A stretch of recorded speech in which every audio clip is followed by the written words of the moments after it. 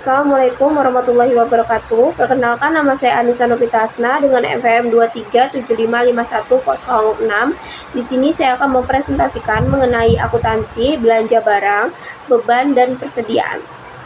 Belanja daerah adalah semua kewajiban daerah yang diakui sebagai pengurang nilai kekayaan bersih dalam 1 tahun anggaran yang tidak akan diperoleh pembayarannya kembali.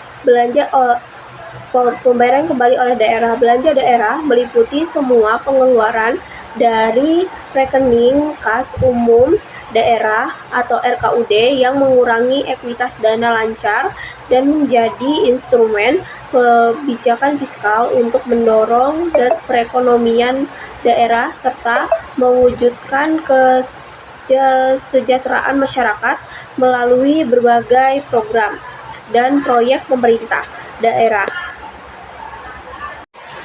Klasifikasi belanja. Yang pertama ada belanja operasi. Belanja operasi itu adalah belanja untuk pengeluaran untuk kegiatan operasional sehari-hari yang mencakup belanja pegawai, belanja barang dan jasa, kemudian ada belanja bunga dan belanja subsidi. Kemudian ada belanja modal.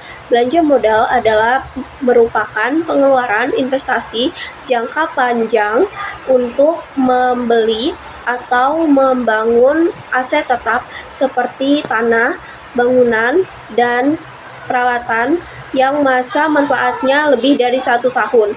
Kemudian ada belanja tidak terduga. Belanja tidak terduga adalah anggaran yang dialokasikan untuk kebutuhan mendesak yang tidak terencana dalam anggaran awal. Pengakuan dan pengukuran belanja daerah.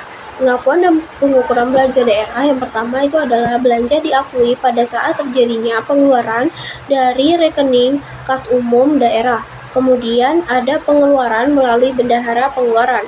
Pengeluaran melalui bendahara pengeluaran, pengakuan belanjanya itu terjadi pada saat pertanggungjawaban atas pengeluaran yang disahkan oleh unit yang mempunyai fungsi pembendaharaan. Kemudian ada koreksi atas penerimaan kembali. Koreksi atas penerimaan kembali belanja yang terjadi pada periode dicatat sebagai pengurang belanja. Apabila diterima pada periode berikutnya, maka koreksi tersebut akan dicatat sebagai pendapatan lain-lain.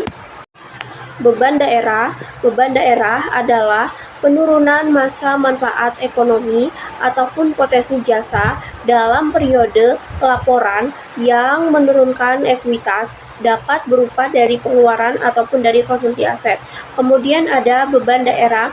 Beban daerah lainnya. Beban daerah adalah kewajiban dan penurunan nilai kekayaan bersih daerah yang timbul dalam pelaksanaan kegiatan pemerintah.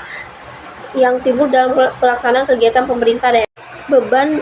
Klasifikasi beban daerah yang pertama itu ada beban operasi yang terdiri dari beban pegawai, beban barang, beban subsidi. Kemudian ada beban transfer yang terdiri dari beban bagi hasil pajak, beban bagi hasil pendapatan, ataupun beban transfer bantuan ke desa. Adapun klasifikasi beban daerah. Klasifikasi beban daerah itu ada beban non-operasional. Beban non-operasional itu adalah beban yang sifatnya tidak rutin, berupa defisit penjualan aset non-lancar, ada defisit penyelesaian kewajiban jangka panjang, kemudian ada defisit kegiatan non-operasional lainnya. Kemudian ada beban luar biasa. Beban luar biasa adalah beban untuk mencatat atas kejadian luar biasa. Contohnya itu tidak bisa diramalkan pada awal tahun anggaran, kemudian tidak diharapkan kejadian berulang-ulang, dan beban ini terjadi atas di luar kendali pemerintah. Pengakuan dan pengukuran beban. Pengakuan dan pengukuran beban. Beban diakui saat timbulnya kewajiban adalah saat terjadinya peralihan hak dari pihak lain ke pemerintah. Kemudian terjadinya konsumsi aset. Terjadinya konsumsi aset adalah saat pengeluaran kas kepada pihak lain dan terjadinya penurunan manfaat ekonomi dan potensi jasa. Kemudian ada koreksi atas beban atau penerimaan kembali yang terjadi pada periode berjalan. Persediaan. Persediaan adalah aset dalam bentuk barang ataupun perlengkapan yang diperoleh dengan maksud untuk mendukung kegiatan operasional pemerintah, atau barang-barang yang dimaksudkan untuk dijual atau diserahkan dalam rangka pelayanan kepada masyarakat dalam kurun waktu 12 bulan. dari tanggal pelaporan. Adapun contoh-contoh dari persediaan. Contoh-contoh dari persediaan adalah yang pertama adalah persediaan untuk ATK, kemudian ada persediaan benda akun, ada persediaan obat-obatan, ada persediaan bibit, ada persediaan pupuk, dan persediaan lain-lain sebagainya. Pengukuran persediaan. Persediaan itu diakui. Persediaan dinilai dengan perhitungan fisik pada akhir periode. Kemudian persediaan dari pembelian akan dinilai berdasarkan harga perolehannya berapa. Kemudian ada persediaan dari produksi sendiri. Persediaan dari produksi sendiri akan dinilai berdasarkan biaya standarnya berapa. Kemudian ada persediaan dari hibah ataupun dari hasil merampas, itu akan dinilai sebesar nilai wajar. Saldo persediaan dihitung dari harga beli akhir. Contoh transaksi berikut ini dibayarkan gaji pegawai sebesar 80 juta oleh Dinas Pendidikan. Maka jurnal yang harus dicatat oleh SKPD, jurnal LRA-nya yang pertama itu adalah belanja pegawai pada perubahan sal. Kemudian untuk jurnal LO-nya itu adalah beban pegawai pada kas di bendahara pengeluaran.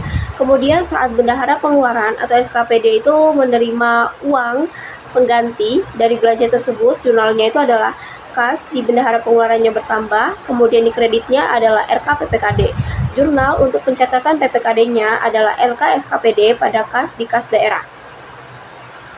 Contoh transaksi yang kedua adalah diberikan alat tulis kantor senilai 5 juta oleh pemerintah pusat. Nah, jurnal untuk SKPD-nya yang pertama itu adalah belanja barang dan jasa pada perubahan sal. Kemudian jurnal LO-nya adalah beban barang dan jasa pada RK PPKD. Jurnal untuk pencatatan PPKD adalah RK SKPD pada kas di kas daerah.